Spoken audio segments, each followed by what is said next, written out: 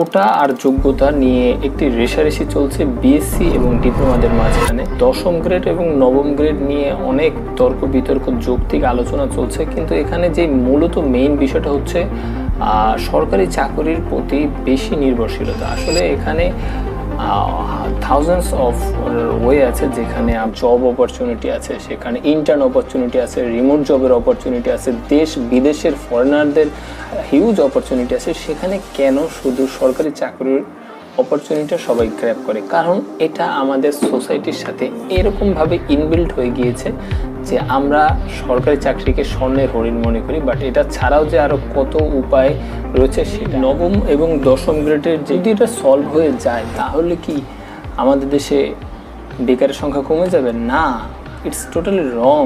Because 2024 সালে এক report অনুযায়ী বাংলাদেশে প্রায় 26,10,000 জন শিক্ষিত বেকার বের হয়েছে এবং they don't have any job, they don't have any idea তারা কি করবে। বিকজ আমাদের এডুকেশন কারিকুলাম এক জালের মতো। এটার যে বাহিরে think out of the box, যে এই বক্সের বাহিরে চিন্তা করবে, সেটাই আমাদের শেখানো হয় না। শুধু সরকারি চাকরির উপর নির্ভরশীল হতে হবে সেটা মোটেও এমন না।